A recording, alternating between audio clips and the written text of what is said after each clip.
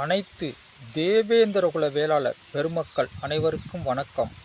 நாம் அனைவரும் பாண்டிய பேரரசாக இருந்து மருத நிலத்தை சமப்படுத்தி வேளாண்மை செய்து பல மக்களுக்கு உணவளித்த சம்சாரி மகன்கள் நாம்.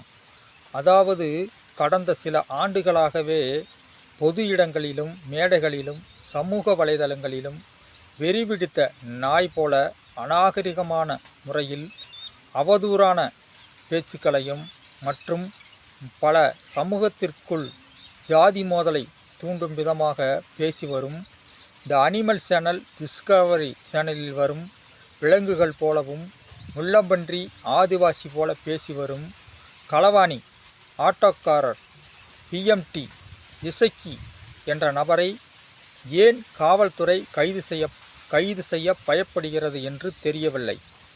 இந்த நபர் கடந்த சில மாதங்களுக்கு முன்பாக இந்த நபரோட பிறந்த நாள் என்று சொல்லிக்கிட்டு பல ரவுடிகளை வைத்து கொண்டு கஞ்சா போதையில் திருநெல்வேலியில் டோல்கட்டை அடித்து நொறுக்கி பல சிசிடிவி கேமரா ஆதாரம் இருந்தும் ஏன் இந்த நபரை கைது செய்யவில்லை.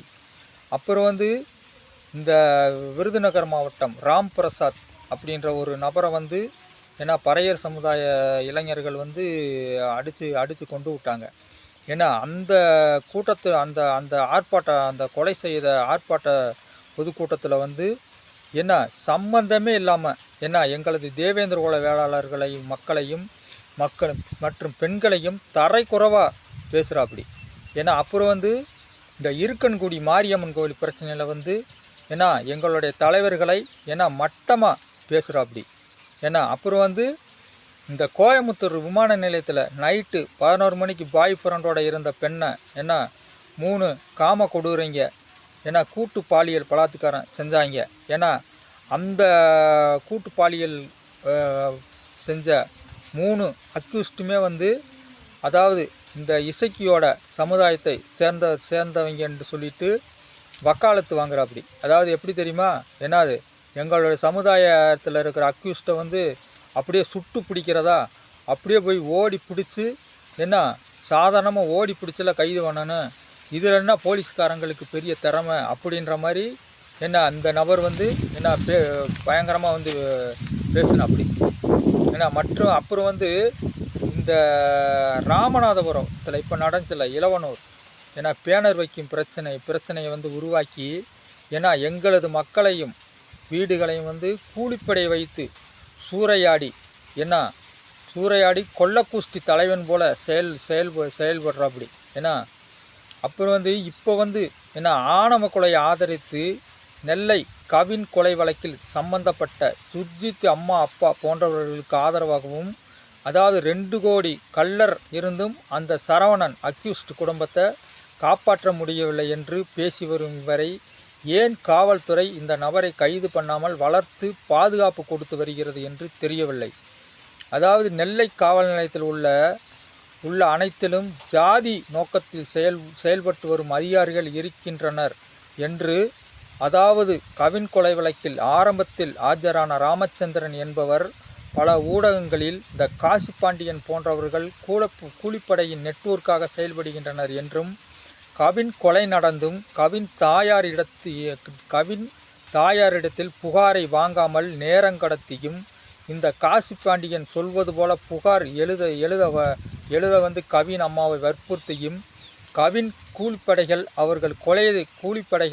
அவர்கள் கொலை செய்த இடத்தில் இருந்து தப்பித்து அவர்கள் இருப்பிடம் சென்ற பின்புதான் புகாரையே வாங்கப்பட்டது என்றும் கூறியிருந்தார். மற்றும் இந்த தாமோதரன் பிரகாஷ் என்பவர் பல பேட்டியில்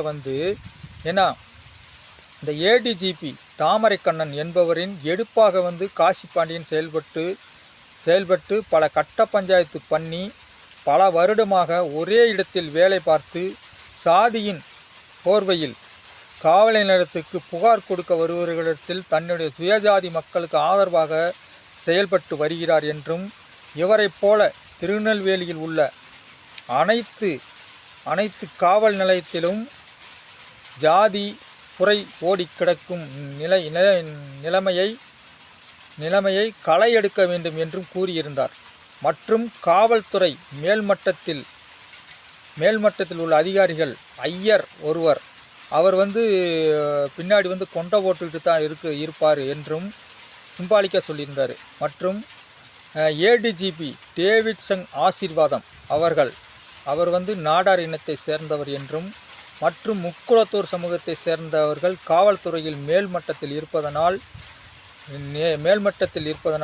இருப்பதனால் தான் இந்த மாதிரி நான் சொல்லக்கூடிய இந்த இசக்கி மற்றும் இந்த சொரிசானார் போன்றவர்களுக்கு சப்போர்ட் பண்ணிவிட்டு இந்த நபர்களை வச்சுக்கிட்டு இவர்கள் யாரையுமே கைது செய்யாமல் வச்சுருக்காங்க. இவங்க இந்த மாதிரி நபர்களை ஒன்றுமே பண்ண முடியல அப்படின்னு அந்த தாமோதரம் பிரகாஷ் பேட்டியில் சொல்லியிருந்தாப்படி.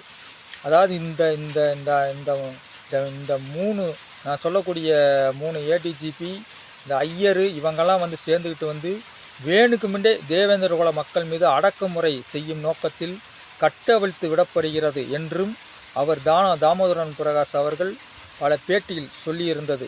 ஆனால் இப்போ நடக்கக்கூடிய விஷயத்தை பார்த்தா அவர் சொல்கிறது உண்மைதான் அப்படின்ற மாதிரி மக்களுக்கு தோணுகிறது.